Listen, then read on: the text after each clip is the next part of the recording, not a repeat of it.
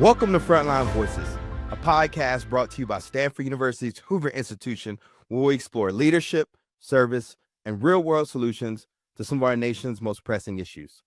I'm your host, Iron Mike Steadman, a member of the inaugural class of Hoover Veteran Fellows and a Marine Corps veteran. Every time I open my laptop, I see a new headline about the so-called AI bloodbath. Some are warning us to brace for mass layoffs and disruption, which we are already seeing. Others are painting a utopian picture filled with opportunity and innovation. The truth, it's hard to separate the signal from the noise, which is why I sat down with Chris McKay, founder of Maginative, an AI literacy platform that provides high-quality, in-depth AI news and analysis, as well as tailored AI training and education. Chris is one of the sharpest minds I know in the space, especially when it comes to AI, education, and entrepreneurship. In this episode, we explore what AI literacy really means, how it's reshaping the future of work, and why community, not code, is the key to navigating this next wave of technological change. From the ethics of AI in warfare to how young people in developing nations can leapfrog barriers through access and education, this is a conversation for anyone who wants to be part of building a more informed, inclusive future, not just bracing for it. As always, I hope you enjoyed today's show and look forward to hearing your feedback. Chris, my brother, thank you for making time to come on Frontline Voices today. Mike, it is an honor to be here. Thank you for having me. So, the interesting thing is I've been thinking a lot about artificial intelligence. And here, let me set it up for you. So 2 weeks ago, I started working on a chatbot, okay? Yeah. Last week, I closed 4 clients with that chatbot. And I wrote about it in a couple of entrepreneur groups that I'm a part of. And I just remember after it happened, I got to the end of the week because it happened so quickly, right? 2 weeks ago, start working on it, start sending people to the link to test it. Then I went live with it for a week. And at the end of that week, I closed 4 clients. Oh. And I remember, it's New York City Tech Week here last week. And I remember sitting at a restaurant and just kind of taken back by it all, just how quick everything had happened.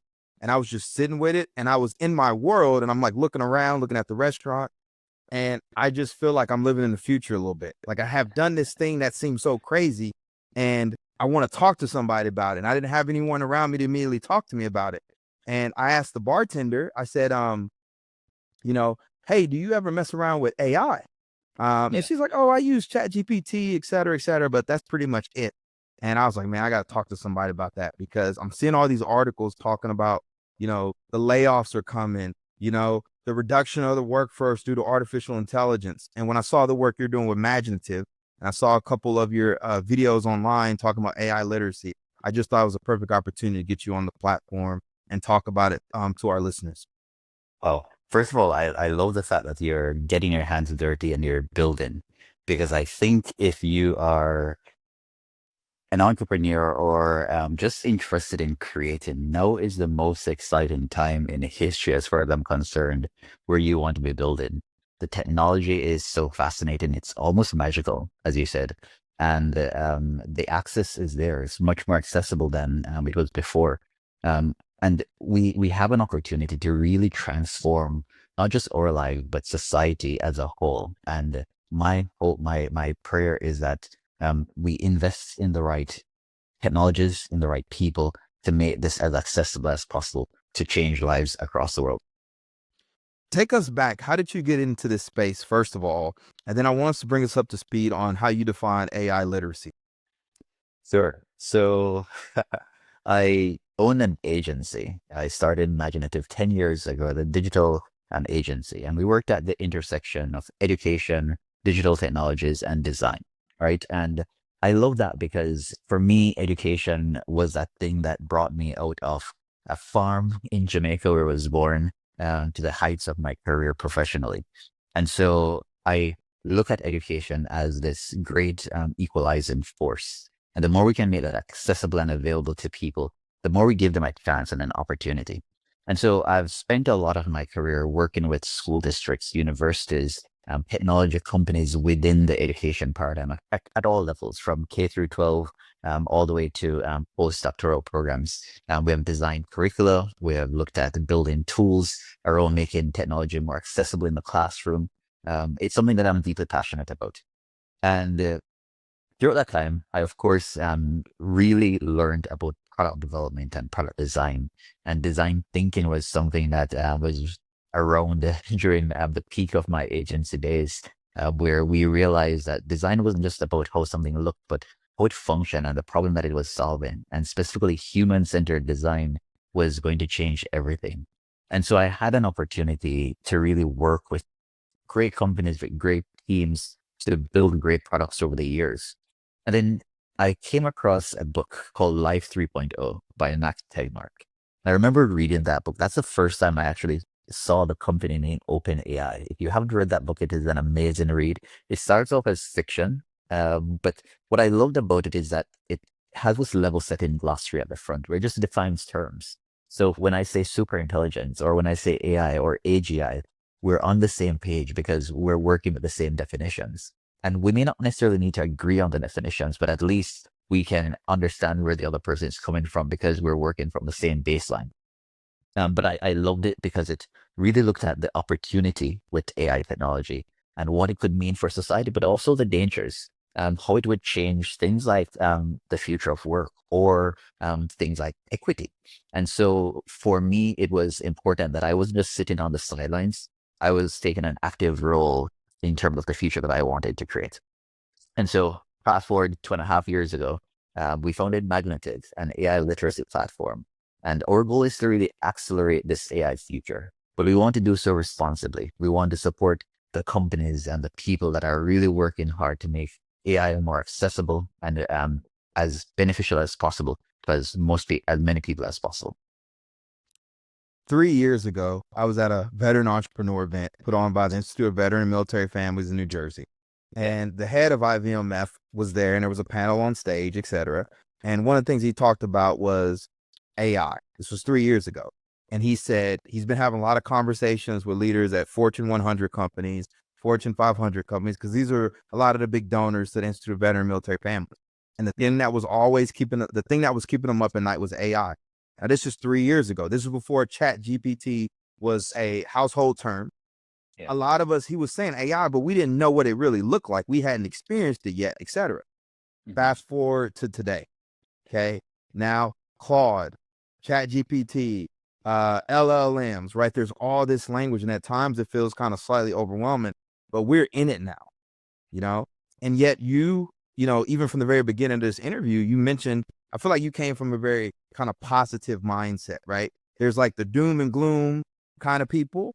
And then there are people like yourself that are trying to force us to reimagine what right looks like with AI. And how have you managed to kind of keep that? So I'll probably reframe that a little bit. I think you have the doom and gloom, the doomers, and then you have people that are probably AI utopia. They think AI is going to solve all of humanity's problems. I'm probably somewhere in the middle. I think of myself as a bit more rational, a bit more pragmatic in terms of the opportunity. For me, AI is a technology. It's a very powerful technology, one that I think will be a lever and a force multiplier for every single industry. Just like electricity or the internet really changed how work happened. It changed jobs, it changed lives. I think AI is going to do that at a much faster rate and at a much larger scale. And so when you think of the history of technology, you'll recognize that technology in and of itself is not good or bad. That isn't to say that you can't have devastating consequences and outcomes because of a technology existing. However, if we have an opportunity to use something like AI to make healthcare more accessible to more people around the world, or to bring education into the pocket of any child anywhere in the world with a personal tutor, or to bring financial literacy to more corners of the world, that's an opportunity that we have to take.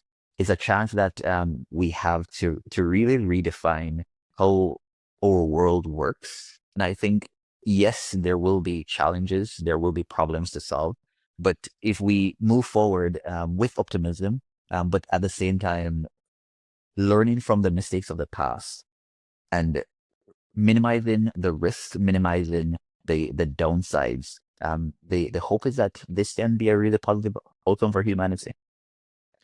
You know, one person who I look up to has really helped me kind of shape my thinking. There's a couple of people. Number one, a guy named Christopher Lockhead.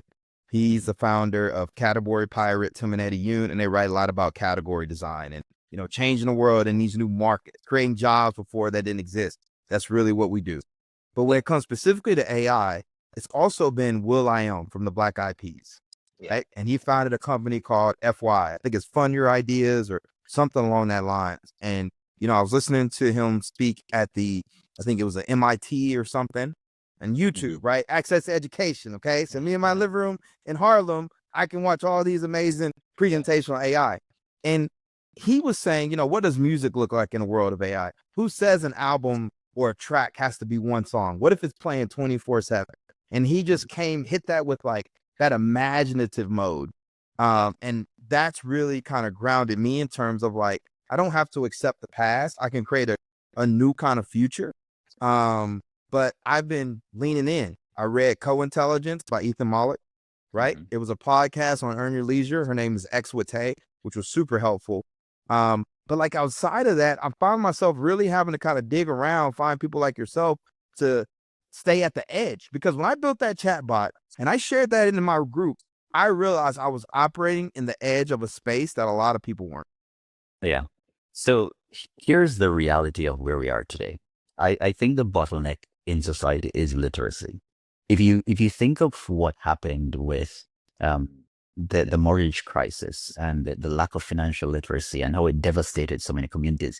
In fact, if you think back to COVID just a few years ago and what the lack of health literacy did, misinformation and disinformation, wrecking communities, especially Black communities, minority communities. Literacy is a massive problem. And so when you think of AI and the risks that we have today, we need to bring more voices to the table. We need to ensure that our people are educated, they're informed, because the impact that it will have, not just positive, but also negative, the potential for negative outcomes is very real. And so for me, we need our lawmakers and our policymakers to be informed. We need our business leaders and our entrepreneurs to be informed. We need our consumers to be updated and educated in terms of how to use this technology. And we have already seen use cases where people may have been scammed, or you have had even deaths that have happened because of AI technologies. And so for me, it is very near and dear to me to say the focus on AI literacy is something that as a society, we should be investing in heavily. What are some assumptions that people need to have, though, with regards to literacy? Because when I hear the term literacy, I think of reading, writing, right? And then you think about these early models, right? If you can't communicate, if you can't write, if you can't read, you're going to be so far behind. Now, that's not to say literacy doesn't mean something kind of in the future, but like that's one of the things that keeps me up at night currently, right? Because I'm a prolific reader, right? I tinker, I play around, but I'm always reading. And I had already written my first book. So when it came to programming that bot, I had already kind of had some ideas and a way to conversate, whatever. But I think about people that aren't like spending time on the old school craft of like reading and writing. Yeah. So when I say the term AI literacy, it's not just the direct term of reading and writing in the traditional sense. It's one, understanding the technology, not in the technical levels, because of course, literacy and AI literacy will be a spectrum. For most people, you don't think of how a computer works. You don't think of what's happening with the GPU and the CPU.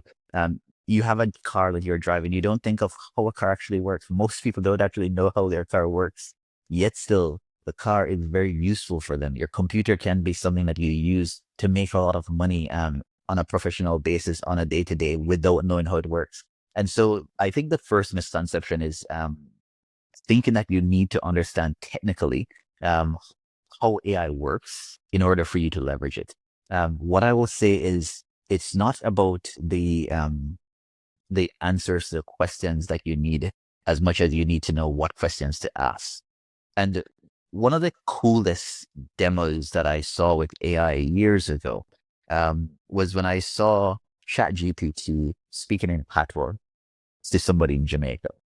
No, Patois is the spoken language in Jamaica. It's not written. And so there are a lot of people that primarily are talking Patois that may not have gone to school and got tied into the education system. And so they're left out of the economy.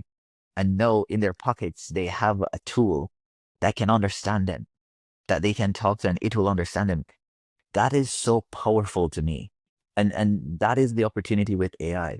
The fact that you can bring more voices, more people into the conversation, into the economy. I think this is going to change so many lives all across the world. You just gave me an insight because back in 2012, I was a platoon commander in Helmand Province, Afghanistan, and I did not speak the language there.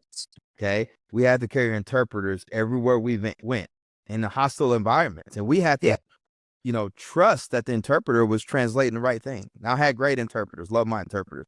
They were in the thick and thin of it with me. But when I think about now that kind of empathy, that understanding, when we had situations go sideways, what would have happened if I had a translator that was AI that allowed us to speak the same language?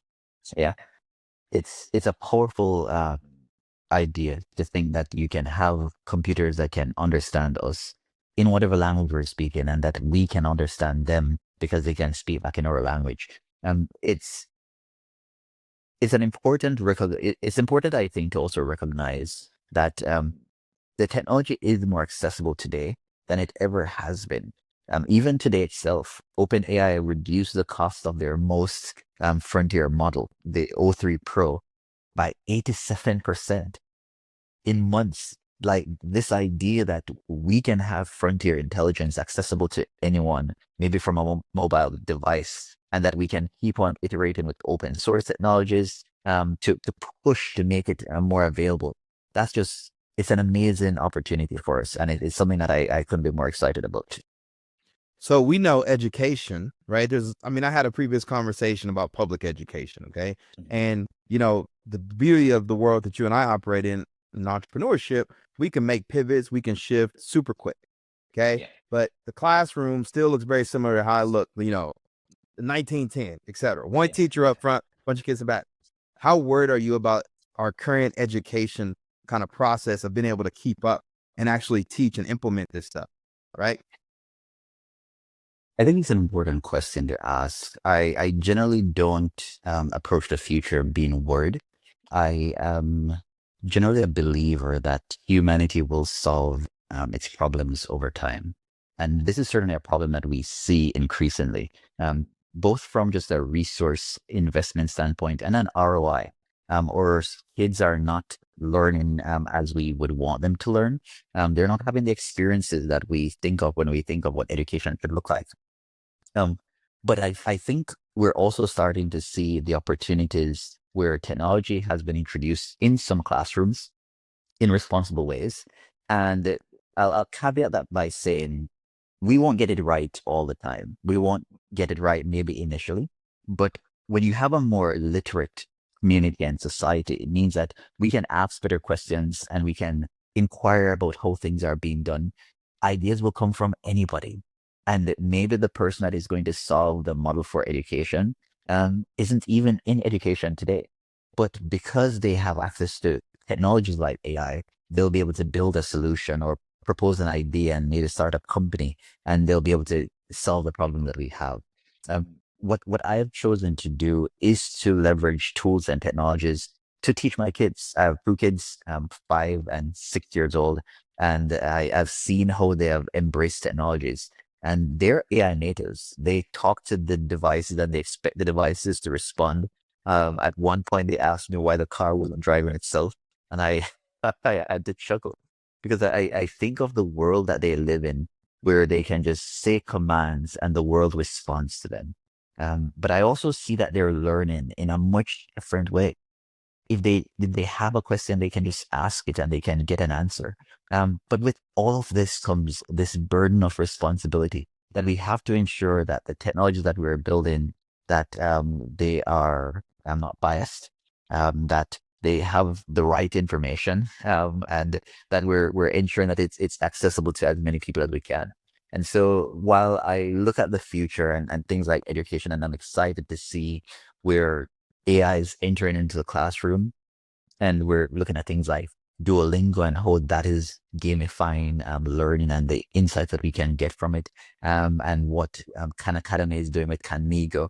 I'm excited. I don't think we have necessarily solved any of the main problems about the classroom of yesteryear, but 100% that old model has to go. I don't see a future where we're going to be able to educate kids and help them to become autodidacts if that's the model that they're using moving forward. And that's what I was hitting at earlier when I talked about reading, testing, experimenting, right? You summed it up perfectly. A world where you can be an autodidact, right? Where you don't have to have all the answers, right? Everybody has an opportunity to create specialized knowledge, right? Each of us has the ability to create our own worlds. That's really kind of where we're at. But yet, when I talk to some university professors here locally in Harlem, et cetera, they always push back on AI. You know, they're like, oh, we don't want it in the classroom or X, Y, and Z. And I've sparred with them at coffee shops. What is a history paper in the world of AI? Maybe you can create a whole movie on a topic and you can guide it. So maybe you're not necessarily writing a paper, you're writing a script, but that requires just a certain level of imagination. And so when you have people that are so used to legacy systems, they're not incentivized to change it. But the world is accelerating at a rapid rate. It is. But there's an argument for conservatism and an argument for progressivism.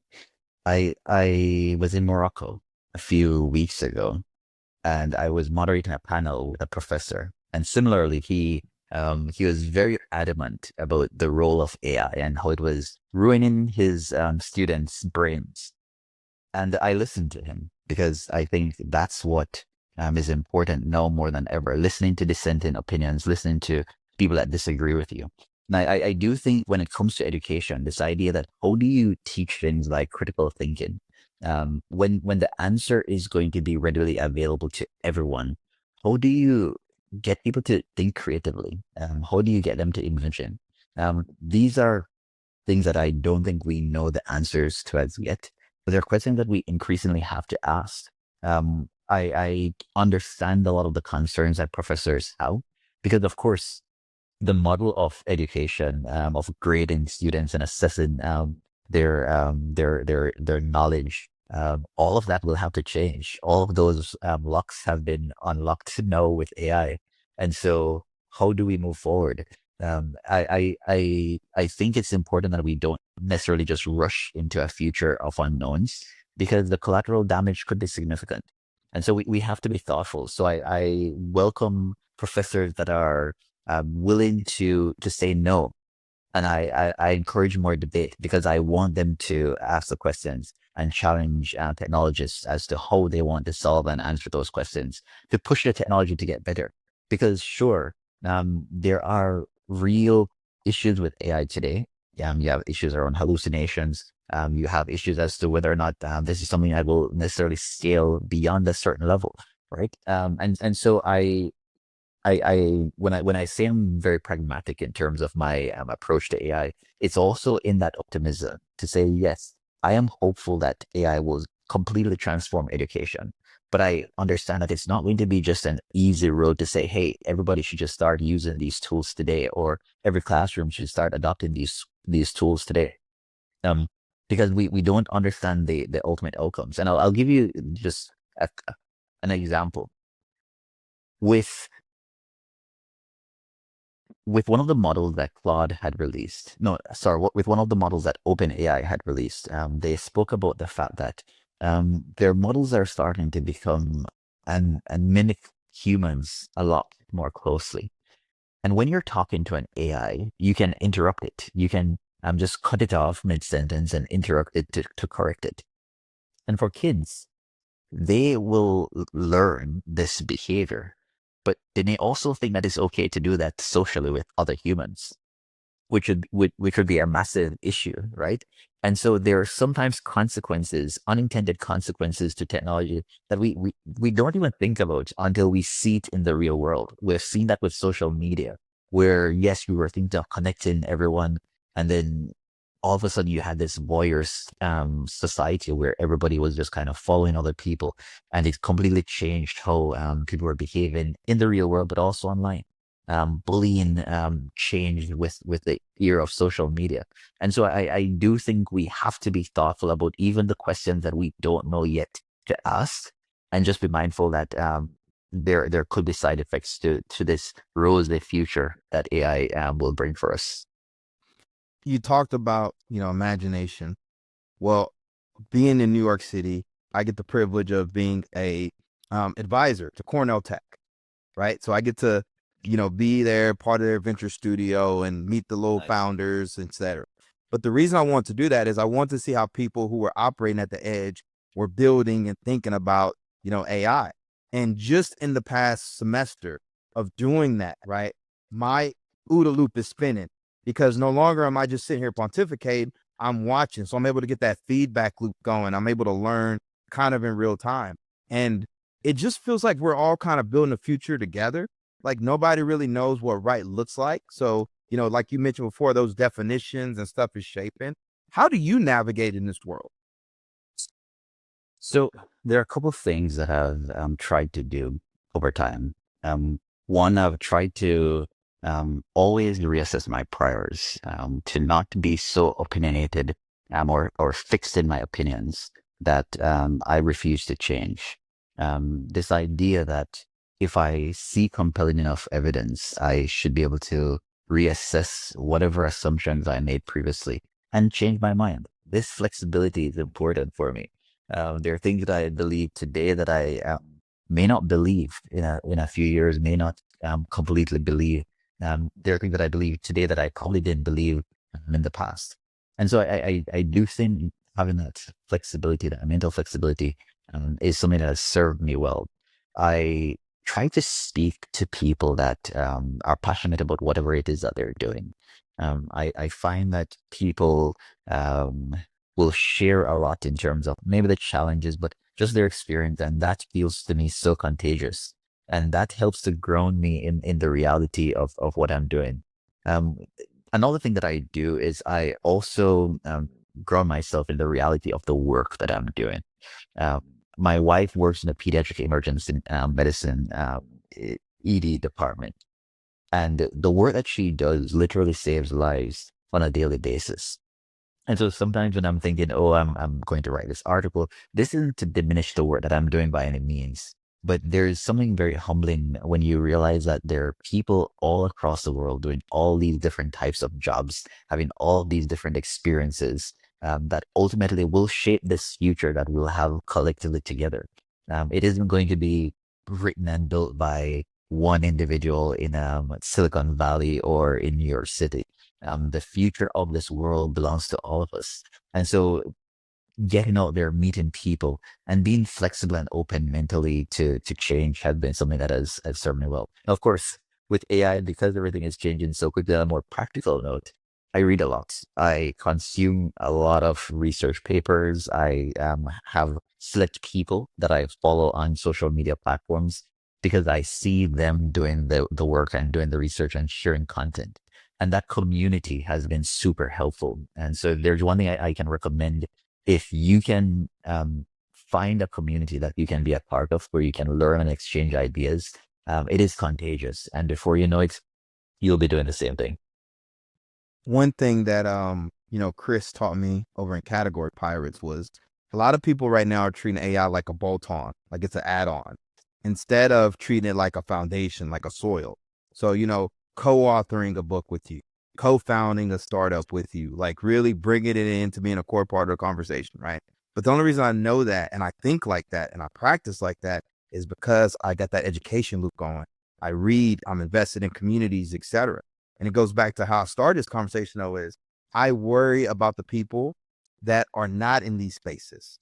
The people that are working, let's say a minimum wage job at retail. And then one day you look up and now it's harder and harder. We've got a whole generation of college graduates now that are still living at home with their parents, still unemployed because they can't get jobs in this kind of current workforce. And so how do they navigate this space? How does the everyday American, that may or may not be as tech savvy, that really doesn't have that kind of autodidact mindset yet, how are they surviving and thriving in this rapidly changing, AI driven world? I think it's an important question to ask and to keep asking. I think we all have a responsibility as people on the edge to really keep promoting and spreading the information. But it is that adoption curve with any technology. You're going to have those people that are just so excited and fanatic about it, that are going to be on the bleeding edge, that are going to adopt it, and maybe they're going to start companies and they're going to keep pushing the frontier forward. And then that will also reach down through society. The computer didn't start off as an iPhone in your pocket. It started as massive mainframes in entire buildings. And little by little, that technology became better because of the people that were passionate about it, that wanted to derive value and maybe drive businesses from it. And so I think encouraging a culture of entrepreneurship is going to be key. Culture of innovation will be rewarding for us as a country if we can have policies that encourage people to take risks to start companies. Maybe there's a company to be found around somebody that's bringing this education to the masses in ways that aren't being done today. To creators that may be able to simplify the technical terms or the complex issues and challenges and break it down to anyone. I think the world isn't short of the need for great ideas. There are a lot of problems to solve, and ones that AI will solve, um, or at least will help us solve. But what I'm most excited about is that right now, today, somewhere in the world is a boy or a girl that may have an idea, and we don't know their name as yet, and they're going to change the entire history of our world. And I think that is the most fascinating thing about being alive. When I was growing up, the richest man in the world was Bill Gates at one point, and I used to think, man, Bill Gates is so rich. How will anybody make more money than him, right? And yes, somebody did. And I think that is amazing about just how diverse and complex our world is. We have to believe in the next generation. We have to believe in each other. We have to believe that the future will be brighter than it is today. It's not a guarantee, but if we work together, it's something that we can hopefully ensure happens. I was reading something online, and maybe it was online, it was a podcast, and there's so much content these days, it's hard to keep Yeah. up. But I read somewhere that a lot of third world countries are a lot more optimistic about what's possible with AI than a lot of us are in this kind of more developed world. Do you know why that is? I don't know if I necessarily believe that, but I can assume that it's true. Um, but I will say the opportunity for developing countries is where they can leapfrog certain technological eras. And so if you think of mobile with countries in some part of Africa, they didn't have to go through in their financial system, they didn't have to deal with traditional banks and everything that happened around how banks were set up and clearing houses, etc. They went into digital currencies very early with things like M-Pesa. And so it was super easy for them to be sending money with their mobile phones. And I think with AI, the opportunity is that they won't have the legacy systems of the past that a lot of companies in the developed world will need to solve for and to get around, meaning they can be more nimble and they can be more agile. The questions that they may be asking and the impact that they will see from the technology is likely going to be much greater earlier than for developed countries. And if you think about it, it makes sense, right? Somebody who maybe is a B or a C performer. If you give them a tool like a ChatGPT or a Claude, and they're able to use it to augment their work by just asking prompts, they can probably get close to an A performer, maybe even outperform an A person, right? But the person who is already really good at their job, It's they're going to see all the errors, they're going to see the issues with the models, and it will take time for the models to get there. So I think, especially for developing nations, it's important for them to have an AI strategy as countries. But if you're there and you're thinking, man, what can I do? Start by downloading the apps, get the free open source models, start asking questions, start learning how to prompt, start learning about the opportunity and that you can use AI to solve problems in your very own world, in your small universe, and see how AI can do that and then scale. One thing I'm starting to see with a lot of universities is they're starting to offer more online courses. Now, there were some that have been doing this for years, but now, Harvard is leaning a lot more into their online products, right? I just finished up a course at UC Berkeley that was offered online. So we're going to be able to create provide access to these world-class institutions. And now you're going to start to see builders come out the woodworks, because there are some people that have been trying to make a way out of nothing. And then now all of a sudden they have access to this education. And for me, that's the more exciting part. But at the same time, like you said, this brings down a new level of complication because what happens to our traditional university system? For myself, I've long thought about pursuing a PhD. But what is the purpose of a PhD in the world of AI when you can create new knowledge right then and there? Where I don't have to teach in the classroom, I can do a podcast, right? I can launch a Substack. And so it's just challenging our understanding of the world. And again, it creates opportunities, but it also causes some chaos in traditional systems. It does. I don't envy the the school leaders, the educators, the policymakers, the pace of change and the impact that this technology is going to have, and already is having, is incredible. And the time that they have to respond to it is yesterday, right? And so a lot of the work that we're doing with companies, with school districts, with institutions, is to help them to process all of this. One, how do they quickly level up their staff and their faculty, and then how do they think of delivering education? What is the role of the teacher moving forward? How will their work change? What is the role of a student? What is the role of school? These are very real questions that a lot more families are going to start asking when you have access to so much information right at your fingertips. Now, I am a military veteran, so I do got to bring this topic up. Is right now there's a lot that's happening in Ukraine. Yep. Drones are all over the place. You think about what's happening in some other parts of the country, right? And now we're going to be bringing AI into warfare. I have to assume some of this keeps you up at night. Yeah. It's a complex topic. I've followed very closely companies like Anduril, Palantir. The defense industry has certainly shifted a lot. The promises that companies made years ago about not using AI in warfare and to support the military, they've all walked back.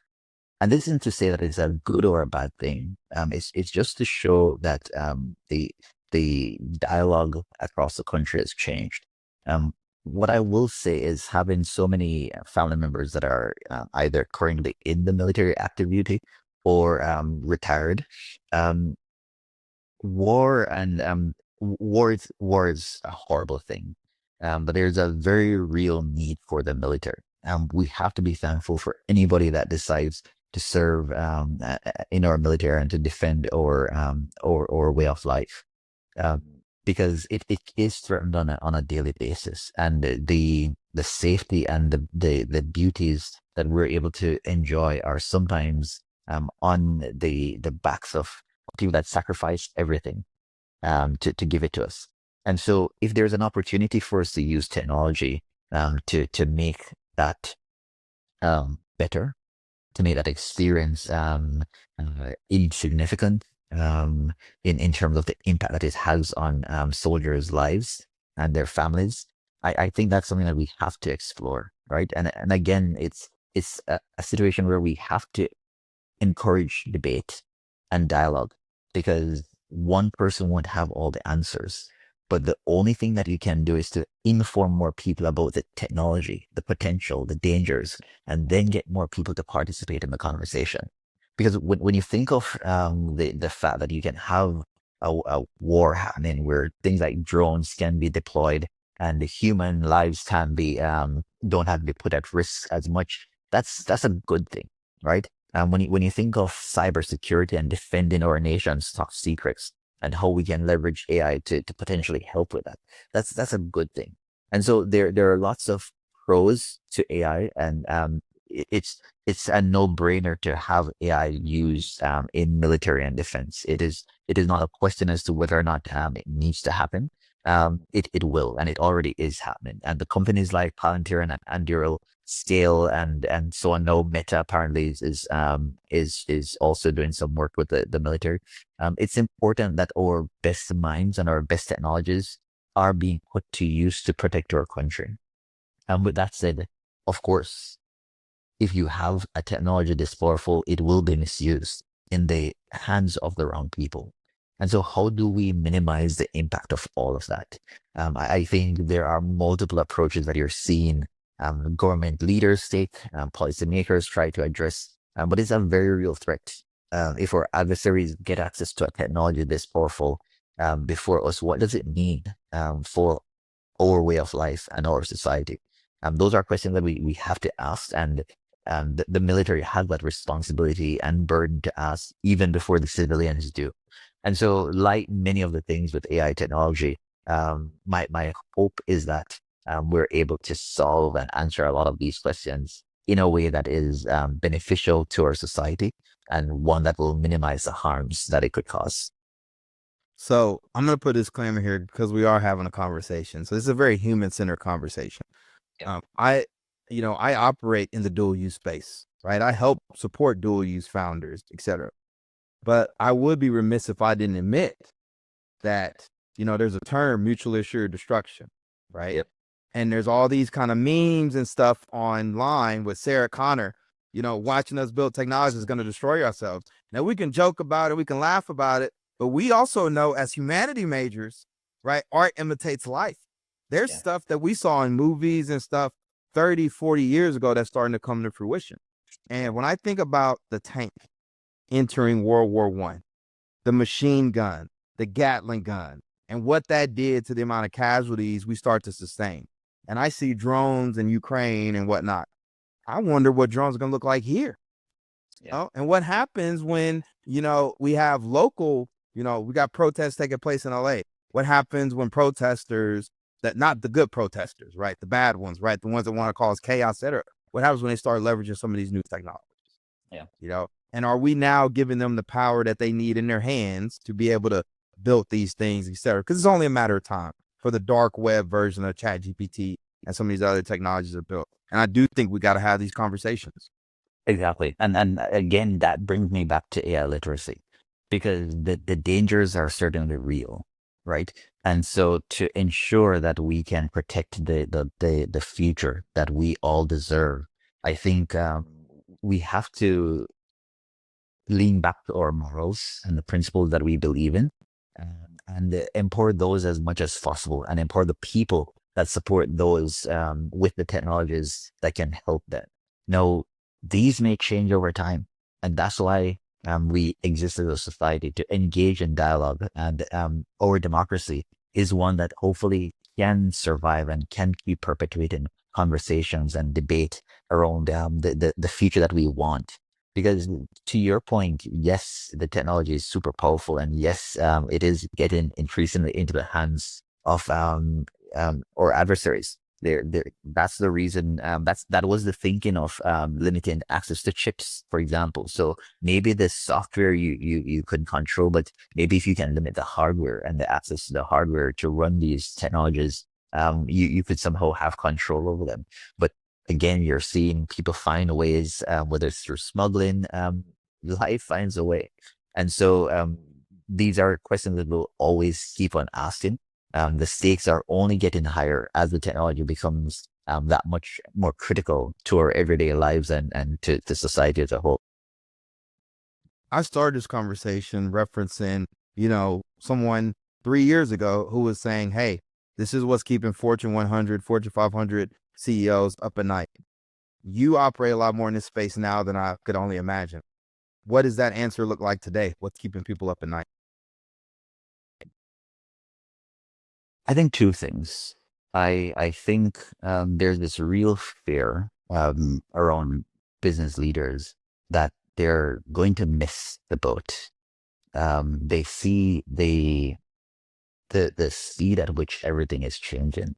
They see the technology, they see the impact in their real world. And I think many companies look at an existentialist threat to their future with AI technologies. Not that AI itself will replace them or their company, but that maybe another company is going to come out and just completely blindside them. And I think professionals are also wondering what the future of work will look like. Will it be an AI model that somehow just takes their job and it disappears? Will it be somebody else that's using AI tools? There are a lot of people in the workforce that are not yet close to retiring that are going to have to go back and learn new technologies and learn a completely new way of working. Um, these are all very hard problems to solve, but that we have to start working towards. And I think, of course, governments are thinking, what does the balance of power look like when certain countries have access to AI technologies and other countries don't? I think AI itself presents this magnificent future, but it's also this fear and almost FOMO that if you don't get on the boat, if you don't act, if you don't do something today, it'll be too late. You'll be the dinosaur that people read about in the future because you waited too late to respond. I wonder too if there's some what's the word I'm looking for? Hubrisness going on too. A lot of people don't really understand these technology. They're not playing with it themselves, right? They're just jumping on buzzwords. We need an AI strategy. We need this. And it's like you haven't even paid $20 for ChatGPT yet, Yeah, you know? yeah. Um There is some of that. I do think there is some of that. I often think that agency is what's missing with most leaders and professionals. They'll read the articles, they'll watch the videos, but that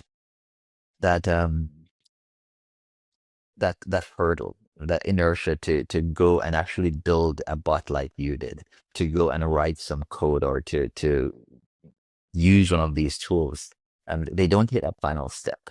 And so that agency is lacking. And so if I could encourage one thing for anybody listening to this podcast, create an artificial sense of urgency to just go out and start doing things. It won't be perfect, but I use AI in my day-to-day life all the time. The pool guy comes and he's looking at a new system, and I whip out my phone and I point ChatGPT to it, and I'm like, hey, we're having a problem with the pool. This is what's happening. What do you think? And it comes up with solutions. And the pool guy's like, whoa, how can it do this? And I'm like, aren't you using ChatGPT?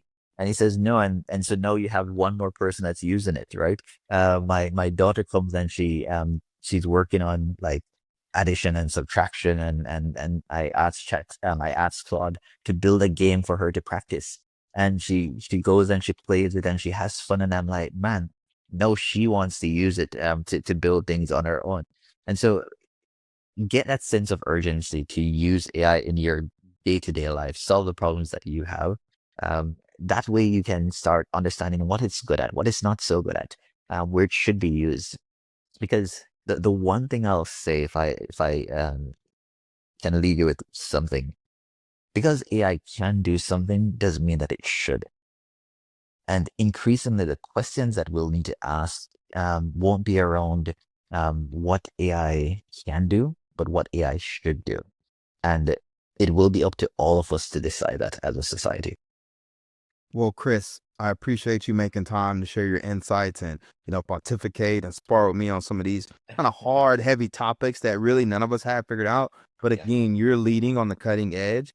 And we have listeners and viewers tuning in from all over the country, all over the world. I would love for you to talk a little bit more about the work you're doing with Maginative and how people can follow you, where they can find you to stay up to date on the research and articles that you're putting out. Sure, thank you. So Maginative.com. Go to Maginative.com if you want to stay up to date on the most important stories in AI. Our goal isn't to cover the noise. It isn't to cover the rumors. It's to provide a space for especially business leaders and professionals.